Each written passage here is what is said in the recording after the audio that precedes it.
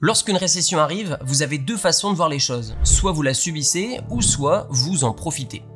Salut, c'est Théo et dans cette vidéo, je vais vous montrer qu'est-ce qu'une récession, qu'est-ce qui crée une récession, mais aussi comment être positionné, comment être investi au mieux pour avoir une partie défensive de vos investissements, mais aussi une partie prête à être déployée et une partie hedgée afin de se protéger contre les éventuelles fluctuations de marché. Alors qu'est-ce qu'une récession? C'est ni plus ni moins que le ralentissement de l'activité économique. En gros, quand il y a moins de pouvoir d'achat, quand il y a plus de licenciements et donc plus de chômage et qu'il y a des faillites d'entreprises. Puisque vous avez des entreprises qui sont ce qu'on appelle too big to fail, donc trop grosses pour faire faillite, mais vous avez beaucoup d'entreprises qui, comme qui dirait Warren Buffett, eh bien lorsque la marée descend, on voit qui se baigne sans son maillot de bain.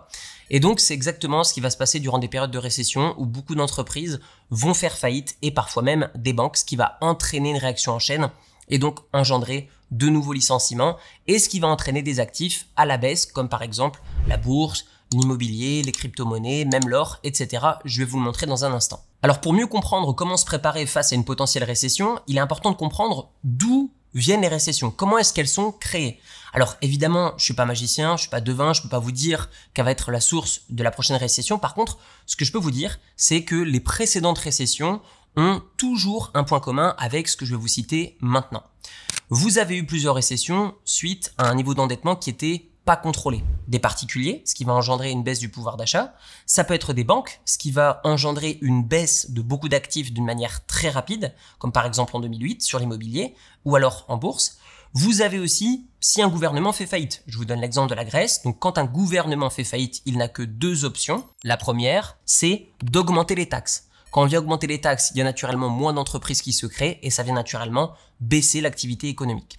Vous avez ensuite une deuxième solution qui est tout simplement d'injecter de la masse monétaire dans l'économie, dans votre propre devise et tout simplement de venir augmenter l'inflation pour venir diminuer cette dette que vous avez au sein de votre pays. Vous avez ensuite des événements qui sont totalement en dehors de l'activité économique comme par exemple une pandémie, vous pouvez avoir également une guerre ou un conflit. Vous pouvez aussi avoir un niveau d'inflation qui est incontrôlable. Je vous donne l'exemple de la Turquie qui récemment a changé plusieurs fois de gouvernement, plusieurs fois de stratégie et donc ils sont venus avoir une inflation qui est stratosphérique.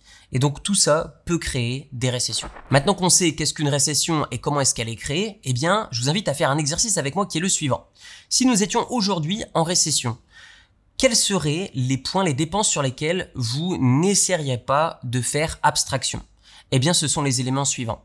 Vous avez besoin de vous nourrir, donc ça va être l'alimentation en grande surface qui va tirer son épingle du jeu. Vous avez ensuite l'énergie, parce que évidemment, vous avez besoin d'électricité, vous avez besoin d'eau chaude, vous avez besoin de gaz. Cependant, vous n'avez pas forcément besoin d'essence. Et donc, ce qu'on va remarquer, c'est que l'essence est en dehors de cette équation.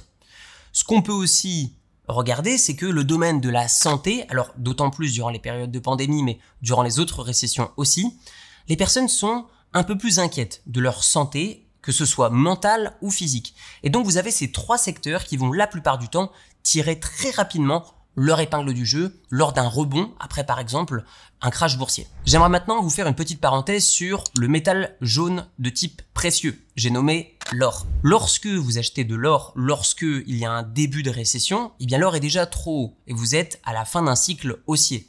Puisque lorsque la bourse vient subir une correction ou un crash, les détenteurs d'or vont venir liquider leur or pour acheter des actions au rabais. Et donc, les dernières personnes qui se retrouvent avec de l'or qui valent beaucoup moins, et ça a été notamment l'augmentation, la source de l'augmentation de l'or, notamment ces 2 dernières années, ce sont principalement les bijoutiers qui sont venus vendre plus de bijoux en or. Tandis que beaucoup de personnes pensent que c'est un outil pour se protéger contre de l'inflation. Pas du tout. Si vous regardez qui a fait le plus augmenter le prix de l'or sur ces 2 dernières années, vous avez en première position les bijoutiers, et en deuxième position, vous avez les banques centrales des différents pays, notamment la Chine et les États-Unis. Laissez-moi vous donner un exemple très concret. Si une récession arrive, est-ce que vous pensez qu'il y a plus de personnes qui sont addictes au fait d'avoir de l'or chez eux pour se protéger? Ou alors est-ce que vous pensez qu'il y a beaucoup plus de personnes qui vont être tellement addictes au Coca-Cola et à la cigarette que l'or va continuer à les protéger plus rapidement que ces deux addictions? Voici une courbe qui va comparer l'action Coca-Cola qui a fait plus 281%. Vous avez l'action Philip Morris qui a fait plus 435%. tandis que l'or a fait seulement plus 159,98%. Alors si l'or n'est pas le meilleur investissement à conserver sur le long terme et qu'on ne peut pas réellement prédire quand arrivera un crash ou une récession, eh bien comment positionner son portefeuille? Eh bien, positionner son portefeuille durant une période de récession, c'est un peu comme un match de football ou de basket.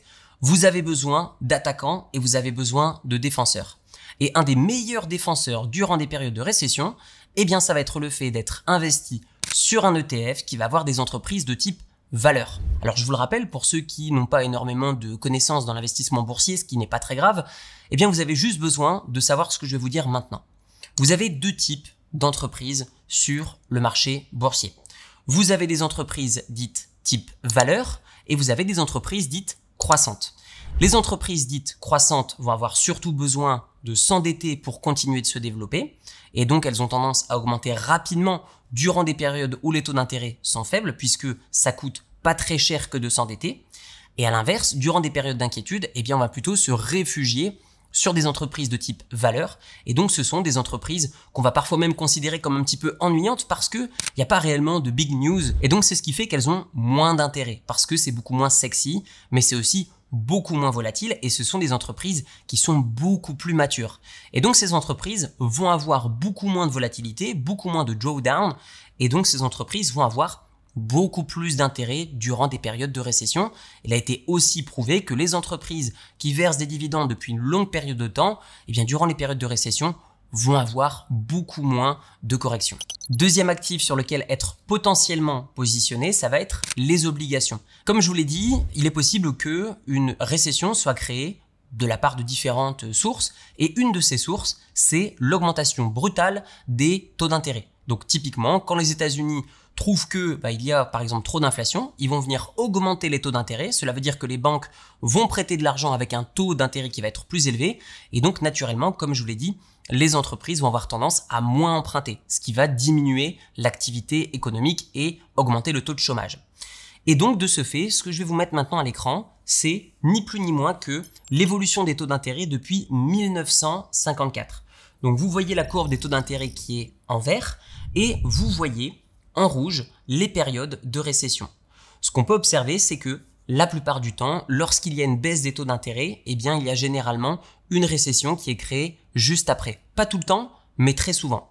Laissez-moi maintenant vous montrer une statistique très intéressante qui étudie les crashs boursiers sur le S&P 500 depuis la Deuxième Guerre mondiale.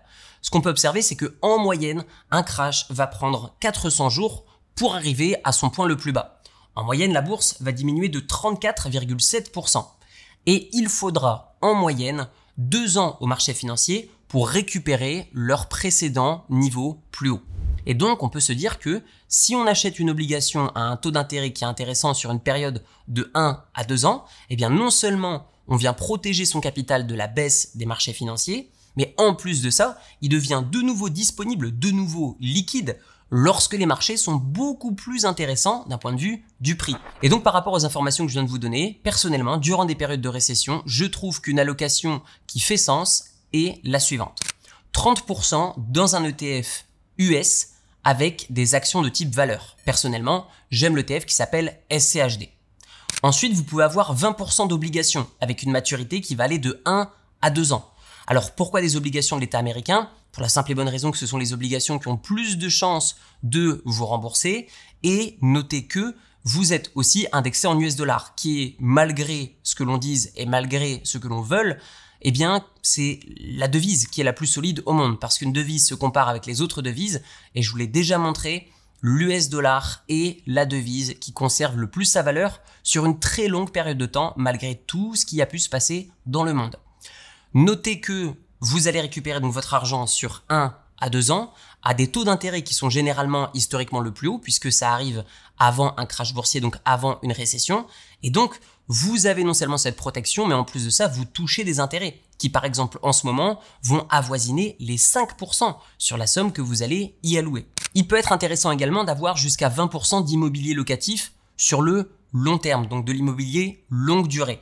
Pourquoi l'immobilier longue durée et pas courte durée? Pour la simple et bonne raison que si vous avez des locataires qui vous paient tous les mois, eh bien vous avez de fortes chances qu'ils aient soit des aides pour payer leur loyer, comme par exemple ça a été le cas aux États-Unis mais aussi en France, avec aussi toutes ces protections et ces aides, mais aussi vous avez des revenus qui sont stables. Notez également que durant une période de récession qui peut être créée par de l'inflation, eh bien vos actifs immobiliers, comme par exemple des maisons, des appartements, des terrains, vont venir augmenter en valeur drastiquement dès le retour à la normale. Ensuite, il peut faire sens d'avoir 20% dans du private equity résilient. Laissez-moi vous raconter une brève histoire. Il y a de ça quelques années, la pandémie est arrivée, tout le monde était chez soi, je possédais différents business en ligne et j'ai vu les revenus exploser de ces différents business.